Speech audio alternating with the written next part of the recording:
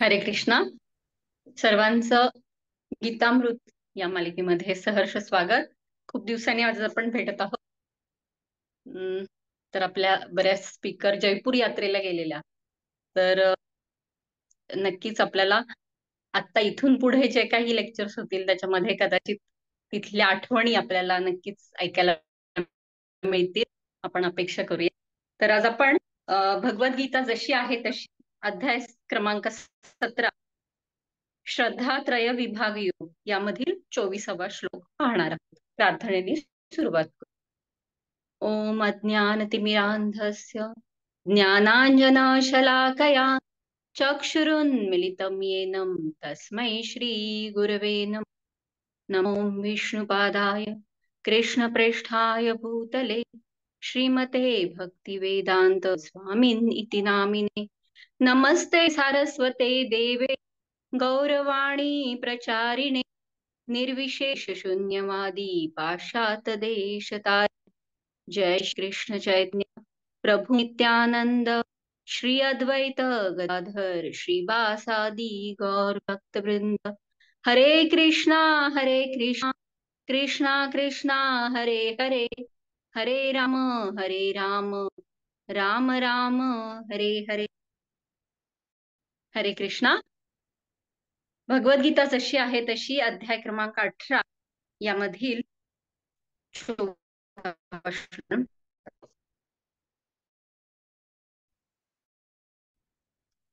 तस्माद् ओम इति उदाहृत्य यज्ञदान तपक्रिया प्रवर्तन्ते विधानोक्ताः सततं ब्रह्मवादिनां. अर्थ म्हणून परमेश्वराची प्राप्ती करण्यासाठी शास्त्रोक्त विधिविधानांनुसार यज्ञ दान आणि तप करणारे ब्रह्मवादी साधक या सर्व क्रियांचा ओंकारापासून आरंभ करतात. श्रील प्रभुपाद यांच्याद्वारे तात्पर्य. ओम तद विष्णोः परमं पदम. ऋग्वेद. श्री विष्णूंचे चरणकमळ म्हणजे भक्ती योगाचे परमोच्च परिपूर्ण सार आहे. प्रित्यर्थ सर्व कर्मे केल्याने सर्व कर्मांची निश्चितपणे परिपूर्णता होते. तर यामध्ये आपण श्रद्धात्रय विभाग योग याच्यामध्ये आतापर्यंत आपण 3 गुणांवरती आधारित म्हणजे सात्विक, राजस आणि तामस यांचं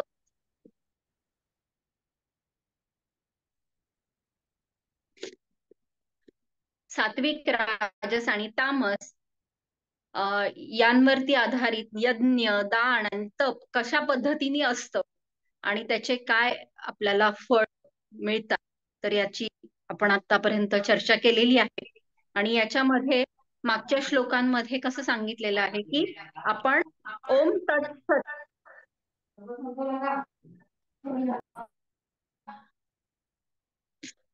ओम तत्सत अशा अर्थाने आपण परमसत्याचा निर्देश करतो.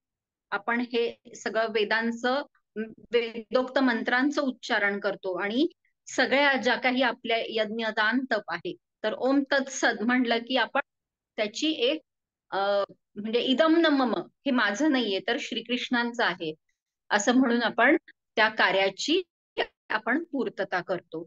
तर त्याच दृष्टीने हा पण श्लोक आहे की परमेश्वराची प्राप्ती करण्यासाठी जेव्हा एखादा ब्रह्मवादी साधक यज्ञ दान आणि तप करतो तेव्हा या सर्व क्रियांचा आरंभ ते ओंकारापासून करतात असा या श्लोकाचा अर्थ आहे. तर आपण ओंकार याबद्दल आपल्याला भगवंतांनी सांगितलेलं आहे. विभूती त्यांच्या ज्या वर्णन केलेल्या आहेत तर त्याच्यामध्ये त्यांनी सांगितलं की सगळे जे काही अक्षर आहेत तर त्यातला ओम म्हणजे मी आहे. त्यामुळं ओम याचाच अर्थ प्रत्यक्ष श्रीकृष्ण असा होतो. तर या ओमचं काय महत्व आहे याचा आपण पूर्वी देखील आपण चर्चा केलेली आहे. तर त्याच ह्याच्यावरती एक थोडस अजून एक रिव्हिजन म्हणू शकतो किंवा अजून काही नवीन गोष्टी आहेत तर त्याचं थोडक्यात आपण पाहूयात. तर ओम म्हणजे काय तर आपण पाहतो ना की भगवंत हे परिपूर्ण आहे. आणि भगवंतांपासून जेव्हा एखादी कुठलीही गोष्ट निर्माण होत तर ती देखील परिपूर्ण असते. म्हणजे असं नाहीये की दोन मधून एक काढला तर एक उरत, तर असं नाहीये. तर तो एक हा परिपूर्ण आहे. त्यातून जे काही आपण घेणार आहोत ते देखील परिपूर्ण आहे आणि तरी देखील ती वजाबाकीचा शेवट हा देखील परिपूर्णच आहे. तर असं हे खूप छान गणित आहे की म्हणून ओम पूर्णमिदम पूर्णमदम पूर्णात पूर्णम उदिच्यते पूर्णस्य पूर्णमादाय पूर्णम एव अवशिष्यते. म्हणजे पूर्णातच सगळं समाविष्ट आहे आणि त्यातून जे काही निघणार आहे ते देखील पूर्ण आहे. आणि उरणार काय आहे तर परिपूर्णच उरणार आहे. तर अशा पद्धतीने या महत्वपूर्ण श्लोकाची सुरुवात देखील ओम पासून आहे. तर हा ओम आहे तरी काय? तर जो सदैव तिथं स्थित असतो तर तो ओंकार आहे. म्हणजे जसं समुद्रावरती आपण रेती पाहतो, तर तिथे आपण लहान मुलं पाहू शकतो आपण की खूप छान पद्धतीचं एखादं घर तयार करतात, आणि नंतर परत ते मोडून काढतात आणि मग परत दुसरं काहीतरी अजून एखादा आकार बनवतात. तर अशा पद्धतीने कितीही आकार बनले हं आणि नष्ट झाले तरी तिथे शिल्लक काय असते किंवा स्थित काय असतं, समुद्राची ती रेती असते. किंवा समुद्रामधनं खूप साऱ्या लाटा येत असतात आणि त्या लाटांमधनं खूप साऱ्या गोष्टी म्हणजे अनेक जीव समुद्र किनारी येतात. परत समुद्र किनाऱ्यावरचं जे काही गोष्टी आहेत ते परत त्या लाटेद्वारे समुद्रामध्ये आतमध्ये घेतल्या जातात. तर अशाच पद्धतीने प्रलय किंवा सृष्टीचा आरंभ देखील आपण पाहतो. परंतु ह्या सगळ्या काय आहेत तर त्या परत एकरूप कशाशी होतात तर त्या समुद्राशी. तर तशाच पद्धतीने हा ओम आहे की तो भविष्य काळात भूतकाळातही होता, वर्तमान काळातही आहे आणि भविष्य काळातही आहे. तर ओम म्हणजे काय तर अनंत शक्ती म्हणजे ओम आहे. किंवा ब्रह्मांडाचा सर्वात अहम ध्वनी किंवा सर्वात मूळ ध्वनी काय असेल तर तो ओम आहे. आपल्याला माहितीये की जेव्हा ब्रह्मदेवांना ही सृष्टी उत्पत्ती करायची होती तर तेव्हा ते ध्यानस्थ झाले आणि ध्यानस्थ झाल्यानंतर त्यांनी सुरुवात कशाने केली तर या ओम या तपानी किंवा या मंत्रोच्चाराने आणि त्या अवस्थेमध्ये ते स्थित झाले आणि नंतर त्यांनी या सृष्टीच्या उत्पत्तीचं त्यांना ते ज्ञान प्राप्त झालं आणि त्यातून त्यांनी सृष्टीची उत्पत्ती केली. तर मन आणि शरीरामध्ये ऊर्जा संचार करण्याची शक्ती या ओम मध्ये आहे. ओम म्हणजे धर्म अर्थ काम आणि मोक्ष आहे. आणि हा ओम काय आहे तर मनाच्या आत आहे, मनाच्या बाहेर देखील आहे. म्हणजे जसं आपण भगवंतांचं विराट रूप पाहतो ना तर त्या पद्धतीने हा ओम आहे की ज्याला म्हणजे आपण कुठलाही बाकीचा शब्द घेतला तर तो कसा आहे तर त्याला मर्यादा आहेत कुठल्याही बाकीच्या ध्वनी. म्हणजे क घेतला तर त्याला मर्यादा आहे, ख घेतला तर त्याला मर्यादा आहे. परंतु ओम हा ध्वनी असा आहे की त्याला तो अमर्याद आहे. जसं भगवंतांचं विराट रूप श्रीकृष्णांनी अर्जुनाला दाखवलं तर त्या पद्धतीचा हा ओम ध्वनी आहे जो सदा सर्वदा काळ स्थित आहे आणि सर्व ब्रह्मांडाचं सार म्हणजे ओम आहे. म्हणजे जर आपण ध्यानस्थ बसलो तर आणि सगळ्या ब्रह्मांडाचा आवाज जर आपण इमॅजिन केलं की ब्रह्मांडातील सगळे आवाज जर शांत झाले तर आपल्याला कुठला ध्वनी निर्माण किंवा कुठला ध्वनी ऐकू येईल. अर्थात त्यासाठी देखील तपश्चर्या म्हणजे ब्रह्मदेवांनी देखील त्यासारखी तपश्चर्या करावी लागते. तर त्यांना काय ऐकू आलं तर ओम, म्हणजे तप, तप हा शब्द ऐकू आला ना तर ओम हा जो काही मूळ ध्वनी आहे तर तो हा ब्रह्मांडाच्या उत्पत्तीच्या पूर्वी देखील होता आणि म्हणजे सदा सर्वदा काळ किंवा क्षरण न पावणारा असा हा ध्वनी आहे. तर या ओमचं जसं हिंदू धर्मामध्ये महत्व आहे तसं अन्य धर्मांमध्ये देखील या ओमला तितकंच महत्व आहे. जसं की जैन धर्मामध्ये अरिहंत, सिद्ध, आचार्य, उपाध्याय आणि मुनियो म्हणून पंचपरमश्रेष्ठी सांगितलेली आहेत. तर हे पंचपरमेष्ठी जे आहेत तर त्यांची आद्याक्षर जर घेतली तर त्यातून ओम ध्वनी हा निर्माण होतो. त्याच्यानंतर शीख धर्मामध्ये देखील गुरु नानक देव काय म्हणतात तर ओंकार सतना म्हणजे अटळ सत्य म्हणजे ओंकार आहे. की जसं आता म्हणलं तसं की आपल्या शब्दांना सीमा आहे पण ओंकार हा अमर्याद आहे. बौद्ध धर्मामध्ये पण ओम मनी पद्मे हुम असा एक पवित्र मंत्रोच्चार आहे. तर अशा पद्धतीने हा ओंकार आहे. आणि अर्थात हे महत्वाचं आहे की हे कशासाठी कुणासाठी आहे तर ब्रह्मवादी साधकांसाठी आपण या श्लोकामध्ये पाहत आहोत. तर हा ओम इतका पवित्र आहे की ज्याचं भगवंतांनी वर्णन केलेलं आहे की सर्व जे अक्षर आहेत तर त्यातला ओम म्हणजे मी आहे.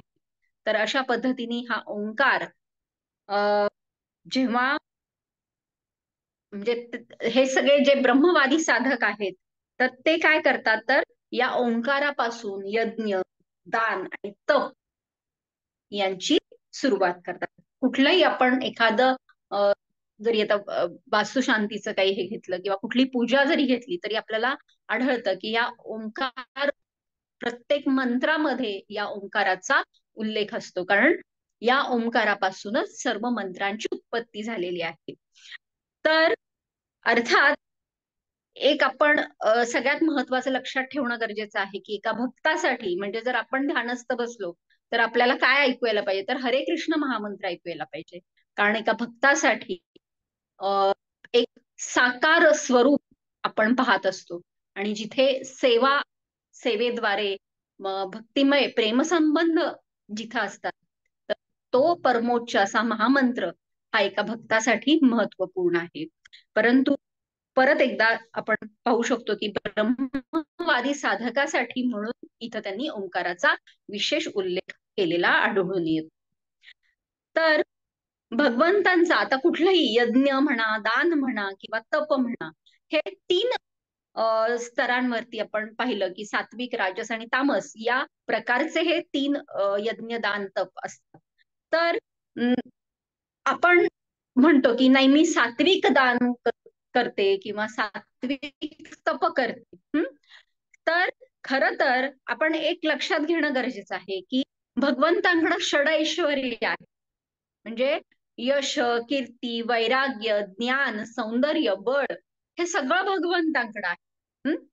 मग भगवंत आपण एखादं दान दिलं जे स्वतः जे ऐश्वर्याचे पती आहेत, लक्ष्मीपती आहेत, अनेक लक्ष्मींचे पती आहेत, तर त्यांना जर आपण असं म्हटलं की मी माझ्याकडचं दान एखाद्या व्यक्तीला दिलं तर ते संतुष्ट होतील का? अर्थातच होतील, परंतु जो परमोच्च संतुष्टी आहे तर ती नाही मिळणार त्यांना. कारण त्याचं मूळ स्रोतच ते आहे. किंवा कितीही आपण विरक्त भावना की जर आपण म्हणलं की मी सात्विक तप केलं तर मूळ वैराग्य मूर्ती म्हणजेच भगवंत आहे. त्यामुळे आपलं यज्ञ, दान, तप हे काय आहे तर आपल्या क्षमतेनुसार आपण त्या गोष्टी करत आहोत. की जसं गंगा नदीला आता प्रयागधाम इथं महाकुंभ मेळा चालू आहे. तर गंगा नदीला जेव्हा गंगेचंच पाणी अर्पण केलं जातं तर त्या आपले ज्ञान, दान, तप किंवा यज्ञ आहे की आपण आपल्याकडं ज्या काही थोड्याफार क्षमता आहेत तर त्याच आपण त्याचा वापर करून आपण त्या इतरांना किंवा भगवंतांच्या संतुष्टीचा आपण प्रयत्न करत असतो. तर हे एका गंगा नदीला पूजा गंगेच्याच पाण्याने केल्यासारखं आहे. त्यामुळं आपल्याकडं खरं तर काहीच नाही, जे काही आहे ते भगवंतांचंच आहे. त्यामुळं आपण मुळातच याचक आहोत आणि आपण काय म्हणतो की मी खूप मोठा दानी आहे. तर भगवंत हेच मूळ त्याचं संपूर्ण प्रकारे त्यांच्याकडे हे एवढ्या मोठ्या विपुल प्रमाणामध्ये सगळ्या सहा ऐश्वर्य त्यांच्याकडे आहेत आणि त्याच ऐश्वर्यांच्या जोरावरती आपण भगवंतांना खरंच संतुष्ट करू शकतो का? तर नक्कीच नाही. तर भगवंत काय आहेत? भगवंतांना काय हवं आहे आपल्याकडून? तर भगवंत भावनेचे भुकेले आहेत. आपण भगवंतांना भक्तवत्सल असं म्हणतो. किंवा भगवंतांना भावनेचे भुकेले असं म्हणतो आणि त्या प्रेम भावनेसाठी खरं तर ते विविध प्रकारे लीला करताना आपल्याला आढळतात. जसं म्हणतात ना, देव भावाचा भुकेल, वैकुंठ सोडून या आला. भगवंत इथे पंढरपूरमध्ये कशासाठी आले? तर पुंडलिक हं किंवा संत सर्व संत जे आहेत त्यांना भेटण्यासाठी म्हणून भगवंत हे वैकुंठपती तिथले सगळं हे सोडून ते इथं भूलोकामध्ये विठ्ठल म्हणून अवतरित झाले. तर अशा पद्धतीने भावनेचा हा भुकेला हरी आहे.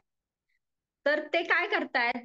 तर मोल घेताना कवड धुता अर्जुनाची घोडी. आपल्याला माहितीये की जेव्हा कुरुक्षेत्राचं युद्ध चालू आहे, तर तेव्हा भगवंतांनी सारथ्याची तर भूमिका केलेलीच आहे.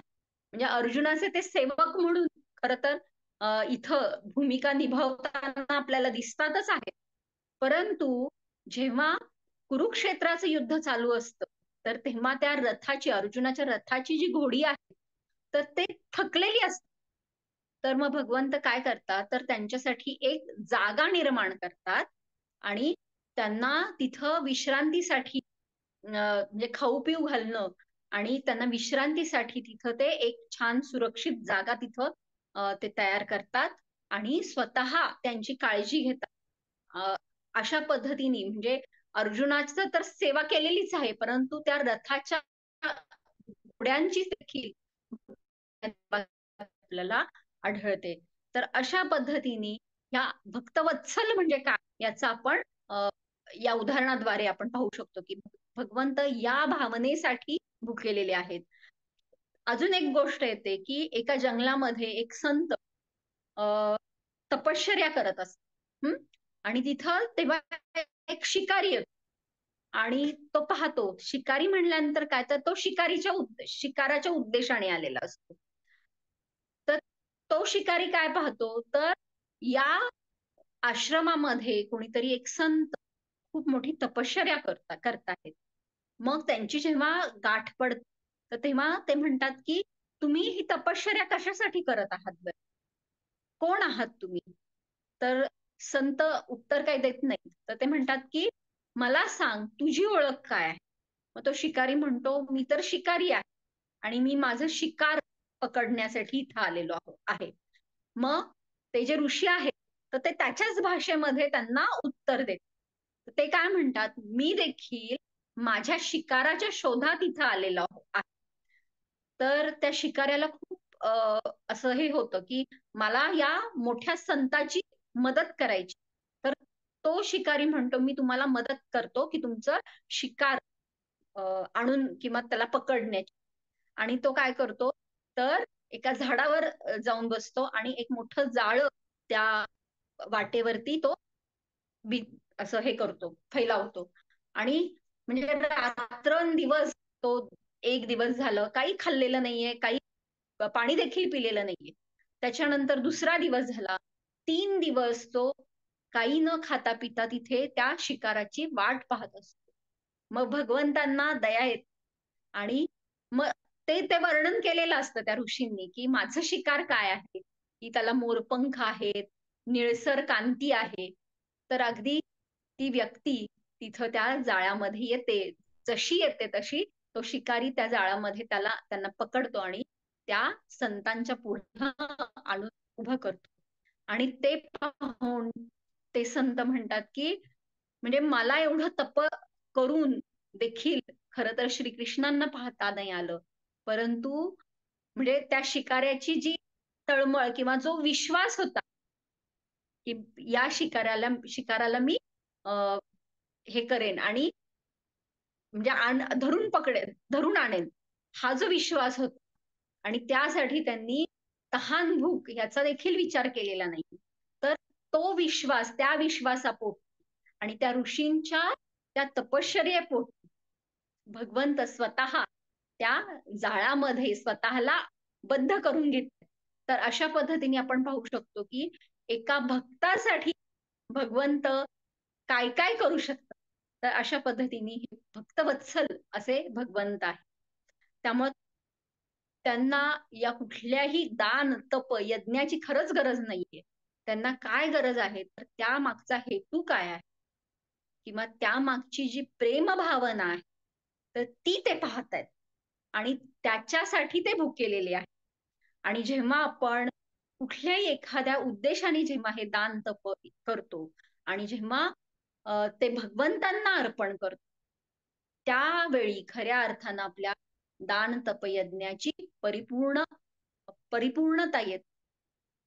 जसं मागच्या लेक्चरमध्ये माताजींनी सांगितलेलं की खरं तर आपल्या जीवनामध्ये जे काही आपण करणार आहोत, तर जेव्हा आपण ते प्रत्येक गोष्ट भगवंतांना जेव्हा अर्पण करतो, तेव्हा आपलं संपूर्ण जीवन हे एका यज्ञाप्रमाणे होतं आणि आपण खऱ्या अर्थानं आपली जीवनाची जी काही आहुती आहे, तर ती भगवंतांना आपण समर्पित करत असतो.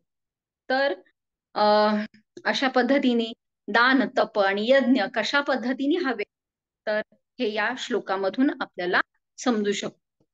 तर त्याच्या पुढचं म्हणजे जसं सांगितलं की हे ब्रह्मवादी साधकासाठी सांगितलेले, परंतु श्रील प्रभुपादांनी तात्पर्यामध्ये काय सांगितलेले आहे की श्री विष्णूंचे चरण कमळ म्हणजे भक्ती योगाचे परमोच्च परिपूर्ण सार आहे आणि भगवंतांप्रित्यर्थ सर्व कर्म केल्याने सर्व कर्मांची निश्चितपणे परिपूर्णता होते आणि त्यासाठी आपलं जीवन कशा पद्धतीने हवं याचं पूर्ण मार्गदर्शन श्रील प्रभुपादांनी आपल्याला दिलेले आहे की कशा पद्धतीने कुठलंही कार्य करताना जेव्हा आपण हरे कृष्ण कृष्ण कृष्ण हरे हरे हरे राम राम राम हरे हरे या मंत्राचा उच्चार करत राहतो, तेव्हा आपलं संपूर्ण कार्य हे भगवंतांना समर्पित होत असत. तर आपल्या दृष्टीने हा महामंत्र हा जास्त महत्वाचा आहे, कारण यामधला हरे म्हणजे राधाराणी आहे आणि राधाराणी म्हणजे काय, तर जी म्हणजे हरा म्हटलंय ना राधाराणी आणि आपण त्यांना हरे म्हणून त्यांना आपण हाक मारतोय या महामंत्राद्वारे. आणि मग राधाराणी काय करतात, तर ज्यांचं स्वतःच जीवन भगवंतांच्या चरण कमळांशी समर्पित आहे, तर अशा ह्या राधाराणी आहेत आणि ज्यांनी भगवंतांचं हृदय चोरलेलं आहे, अशा या राधाराणी आहेत. तर त्या काय करतात, तर आपल्या ज्या भक्ती मार्गातले जे काही अडथळे आहेत त्यांचं तर त्या हरण करतातच, परंतु जेव्हा हरे कृष्ण महामंत्र आपण जप करत असतो, तर तेव्हा आपण काय करतो, तर प्रत्येक मनी जेव्हा आपण मागे घेतो, परत पुढचा मनी आपण घेतो आणि परत तो मागे सरकवतो, तर ही क्रिया कशी आहे, तर यशोदामाई किंवा गोपी सगळ्या वृंदावन मधल्या ज्या गोपी आहेत, तर त्या भगवंतांसाठी दही घुसळतात, त्याचं ताक आणि नंतर लोणी जे काढतात आणि ते लोणी त्यांच्या घरामध्ये श्रीकृष्णांसाठी त्या बनवतात.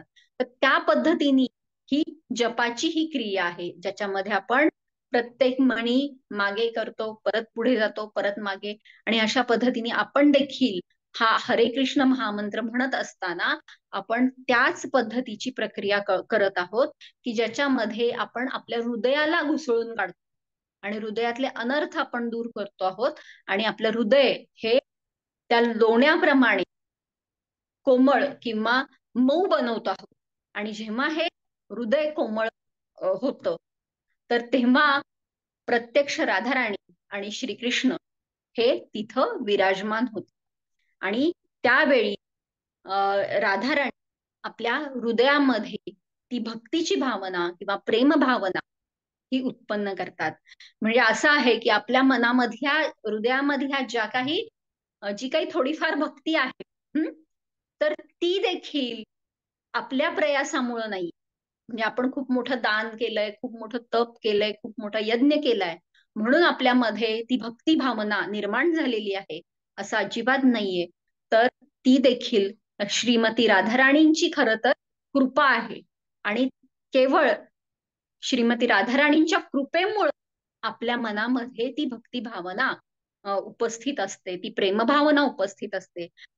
नाहीतर आपल्याला श्रीकृष्णांप्रती तितकंसं प्रेम खरंच म्हणजे आपण कल्पना करू शकतो की खरंच आहे का आपल्या मनामध्ये तेवढं प्रेम. तर ती राधाराणींची कृपा आहे. तर अशा पद्धतीने राधाराणी तिथे श्रीकृष्णांसमवेत स्थित होतात आणि मग आपल्या हृदयातला म्हणजे किंवा जीवनाचं जे काही रथ आहे तर हे दोघं त्या आपल्या संपूर्ण जीवनाला त्या त्यांच्या हातामध्ये घेतात. तर अशा पद्धतीने हरे कृष्ण महामंत्राची ही महिमा आहे. आणि राधाराणी देखील, आपण राधाराणींकडे डायरेक्ट आपण जाऊ शकत नाही, तर त्याच्यासाठी पहिल्यांदा आपल्याला नित्यानंद प्रभूंची कृपा असणं गरजेचं आहे. नित्यानंद प्रभू म्हणजे काय आहेत तर गुरु, हा आदि गुरु जे बलरामजी आहेत तर त्यांचेच हे अवतार आहेत. त्यामुळे गुरु असणं महत्वाचं आहे. आणि मग हे गुरु आपल्याला राधाराणींकडे नेतात आणि मग राधाराणी आपल्या हृदयाला इतकं कोमळ बनवतात आणि जेव्हा ते लोण्यासारखं हृदय होतं तेव्हा त्या श्रीकृष्णांना म्हणतात की हा भक्त माझ्यापेक्षा खूप छान आहे आणि म्हणून याचा तुम्ही स्वीकार करा. तर अशा पद्धतीने मग भगवंत आपल्याला त्यांच्या धामामध्ये आणि त्यांच्या सेवेमध्ये आपल्याला समाविष्ट करून घेत.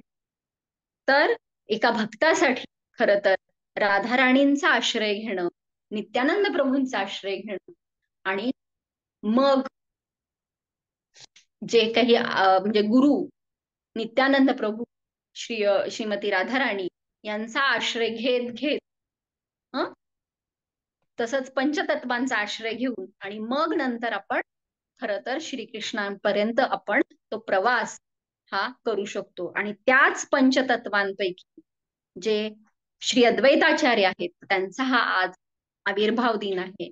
काल वसंत पंचमी झालेली आहे.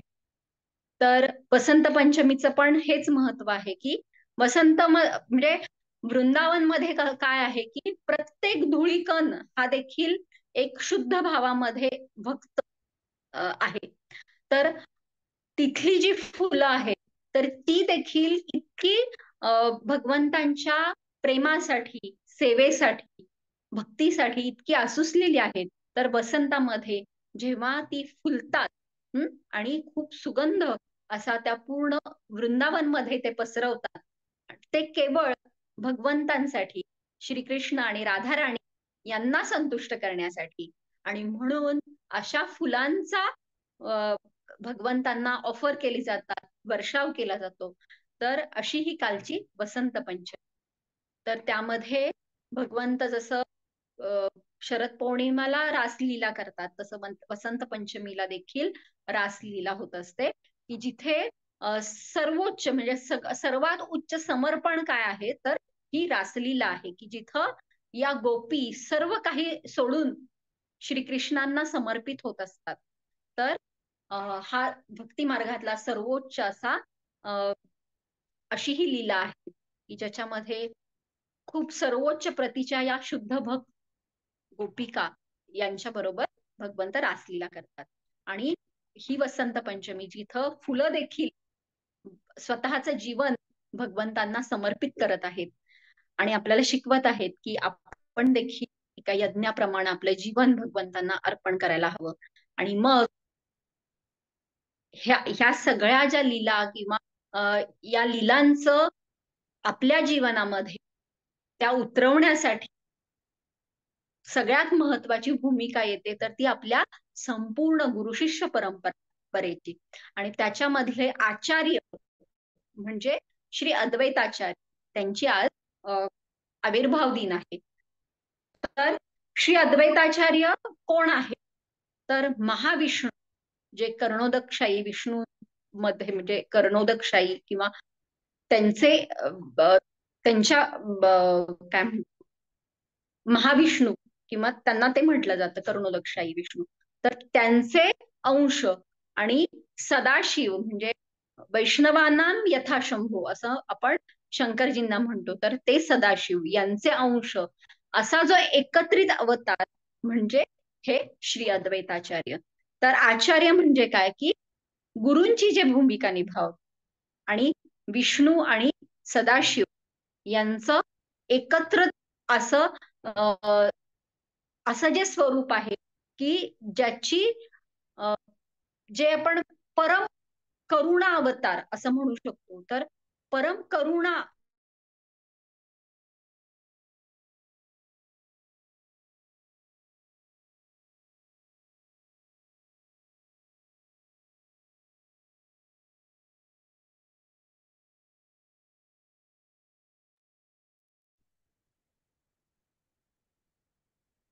बोल, आवाज येत नाही.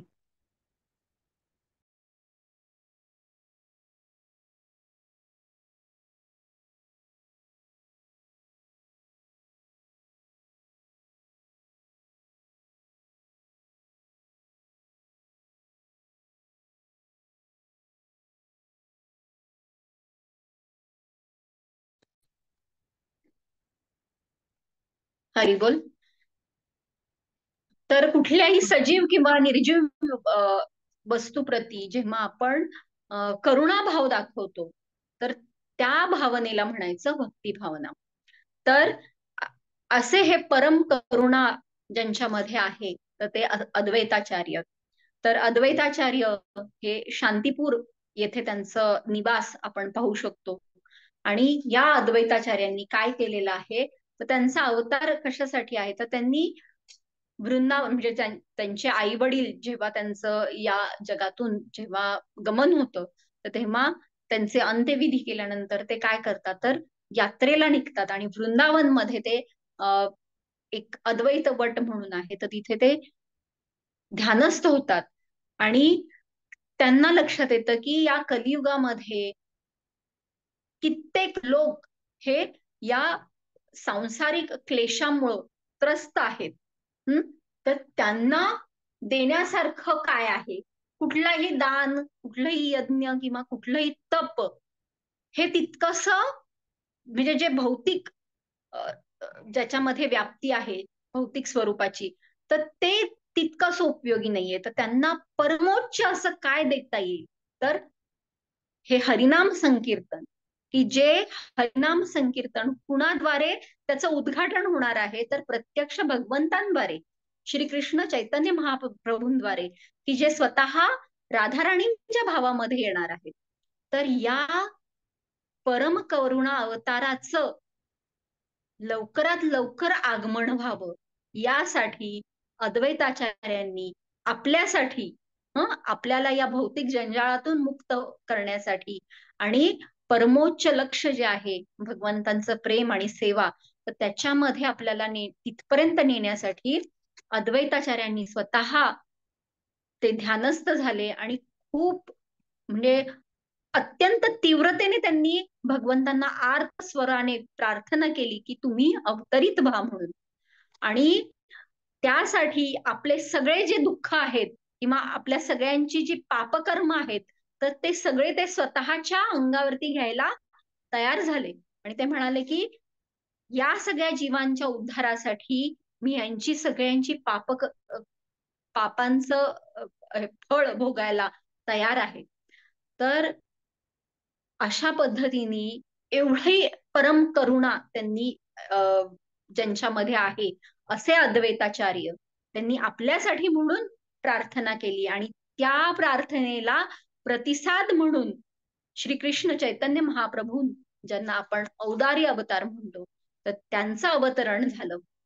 आणि मग आपल्याला पुढच्या सगळ्या लीला माहिती आहेत की हे पंचतत्व किंवा जे नित्य पार्षद जे आहेत तर त्यांच्या बरोबर श्रीकृष्ण चैतन्य महाप्रभूंनी हरिनाम संकीर्तन यज्ञ खऱ्या अर्थाने सुरू केला. आणि तेव्हा हा हरिनाम संकीर्तन यज्ञ करण्याआधी श्री अद्वैताचार्यांनी काय म्हटलंय की नमो महावदान्याय कृष्ण प्रेम प्रदायते कृष्णाय कृष्ण चैतन्य नामिने गौरविषे नमः. तिथं त्यांनी डिक्लेअर केलं की हे कृष्ण म्हणजे श्रीकृष्ण चैतन्य महाप्रभू आहेत. आणि तेव्हा मग हरिनामाची खऱ्या अर्थानं त्याचं उद्घाटन झालेलं आहे. तर अशा अद्वैताचार्यांना आपण प्रार्थना करूयात की खरं तर आम्ही खूप खूप तुमच्या प्रती कृतज्ञ आहोत की आमच्या उद्धारासाठी की म्हणजे कुठंच आपल्याला आशा खऱ्या अर्थाने नव्हती की इतका पतित जीवांप्रती करुणा म्हणून तुम्ही खरं तर भगवंतांना अर्थ प्रार्थना केली, ज्याद्वारे श्रीकृष्ण चैतन्य महाप्रभूंचा अवतार झाला आहे आणि हा नाम संकीर्तन यज्ञ आमच्यापर्यंत येऊन पोचलेला आहे. आणि आपलं देखील आता हेच काम आहे की त्यांना या भगवंतांनी जे हे संकीर्तन यज्ञ सुरू केलेला आहे, तर हा यज्ञ आपल्याला जागोजागी पोहोचवायचा आहे की मग खऱ्या अर्थानं आपलं जीवन हे संपूर्णपणे आपण कृष्ण भावना भावित पद्धतीने जगू शकतो आणि भगवंतांना खऱ्या अर्थानं आपण संतुष्ट करू शकतो. तर या यज्ञामध्ये आपण सहभागी होऊयात. रोज 16 माळांचा यज्ञ आपण स्वतः तर करायचाच आहे, परंतु आता गौर पौर्णिमा, नित्यानंद त्रयोदशी, त्याच्यानंतर गौर पौर्णिमा येणार आहे. तर त्या दृष्टीने आपण तयारी करूयात की जास्तीत जास्त लोकांपर्यंत हा यज्ञ आपण कशा पद्धतीने पोहोचवू शकतो. तर अशा पद्धतीने या श्लोकाचं विवेचन करण्याचा मी प्रयत्न केला. तर कुणाला काही याच्यामध्ये शंका असतील तर विचारा, काही चुकलं असेल तर ते देखील सांगा. हरे कृष्ण.